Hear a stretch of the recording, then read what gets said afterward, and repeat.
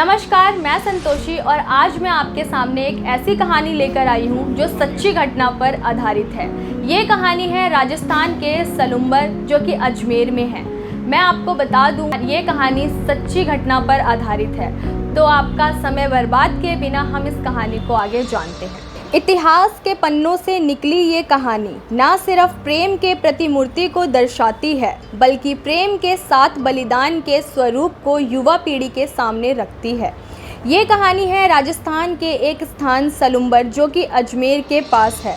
सलुम्बर की रानी हाडी रानी द्वारा अपने पति को फ़र्ज़ याद दिलाने के लिए दिया गया बलिदान ना सिर्फ प्रेम की निशानी बल्कि इतिहास का सबसे बड़ा बलिदान है। आइए आपको भी रूबरू करवाते हैं प्रेम, त्याग और बलिदान के इस गौरवशाली इतिहास से।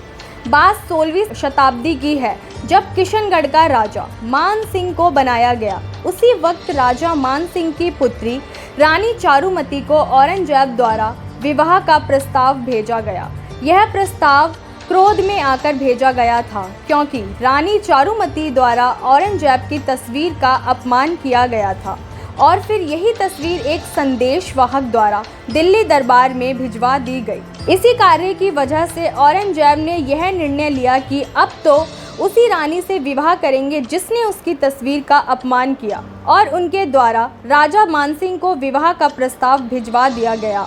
परंतु रानी चारुमती को ये प्रस्ताव मंजूर नहीं था। परंतु राजा मानसिंह को ये भी आभास था कि अगर रानी चारुमती ने औरंगजेब से विवाह नहीं किया तो औरंगजेब की सेना राज्य की महिलाओं को ले जाएगी।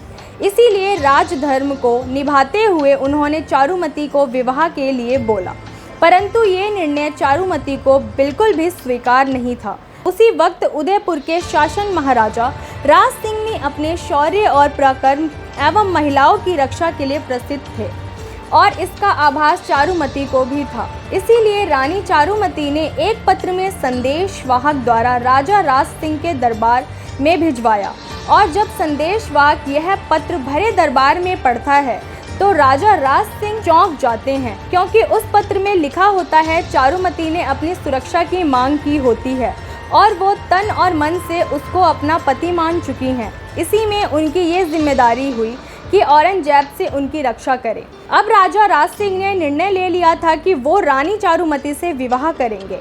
इसीलिए उन्होंने एक पत्र औरंगजेब को भिजवा दिया जिसमें ये लिखा था कि चारुमती से विवाह वे करेंगे, परंतु यह औरंगजेब को मंजूर नहीं था और फिर औरंगजेब ने युद्ध का निर्णय लिया। जहां औरंगजेब को दिल्ली से आना था वहीं राजा राज सिंह ने भी यह प्रस्ताव स्वीकार किया। युद्ध की जिम्मेदारी सलुम्बर राव रत्न सिंह को सौंपी, परंतु सलुम्बर राव रत्न सिंह की शादी युद्ध से एक दिन पहले हाडी रानी के साथ हुई। हाडी रानी के हाथों की मेहंदी सूखी भी नहीं थी कि राजा राज सिंह का संदेश राव रत्न सिंह के पास पहुंचा। महाराजा के संदेश के तहत औरंगजेब को किशनगढ़ से पहले ही रोकना था और चारुमती की असीमता की रक्षा करनी थी, परंतु शादी हुए महज एक दिन ही हुआ था। ऐसे में पत्नी प्रेम में राव रत्न सिंह के कदम डगमगाने लगे और उन्हें ये आभास भी था कि एक दूसरे से कभी मिल भी नहीं पाएंगे। रानी हाडी के मस्तिष्क में ये शक भी आ रहा था कि जो इंसान मेरे मुँह में केवल युद्ध में जाने से पीछे हट रहा हो वो बीच में युद्ध छोड़कर वापस भी आ सकता है। परंतु बहुत प्रयासों के बाद राव रत्न सिंह रानी हाडी की बात मान गए। अतः राव रत्न सिंह सलुम्बर महल के चौके पर खड़े होकर सेना को युद्ध के लिए तैयार कर रहे थे और रानी हाडी उन्हें झरोखे से देख रही थी।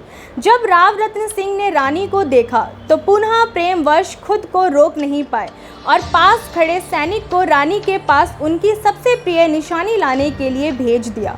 जब सैनिक रानी के पास पहुंचा तो रानी को लगा कि राव रत्न सिंह उन्हें प्रेम मोह में छोड़ नहीं पा रहे हैं, तो रानी हाडी ने अपने हाथ से अपना शीश काट दिया और भिजवा दिया और राव रत्न सिंह को अपना कर्तव्य याद दिलाते हुए राजकुमारी चारुमती को बचाने का संदेश दिया।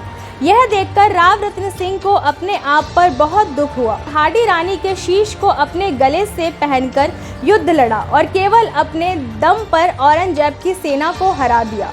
इतिहास के पन्नों में प्रसंग प्रेम और बलिदान की निशानी के रूप में यह लिखा गया इतिहासकार भी मानते हैं कि प्रेम का ऐसा स्वरूप अतः देखने को नहीं मिलता और प्रेम के नाम पर काम, वासना और स्वार्थ सिद्धि की ओर युवाओं का ध्यान बढ़ा है। ये थी रानी चहल कंवर हार्डी रानी। जहां सीता माँ ने केवल निशानी के लिए कंगन भिजवाए थे, वहीं रानी हार्डी ने पति को अपने मोह से दूर करने व अपने कर्तव्य को निभाने के लिए अपना सिर भिजवा दिया था। मैं आशा करती हूँ कि आपको ये कहानी बेहद पसंद आई होगी, जो कि एक सच्ची घटना पर आधारित है। अगर आप इसी तरह की कहानियाँ सुनना चाहते हैं तो आप हमें कमेंट बॉक्स पर बता सकते हैं।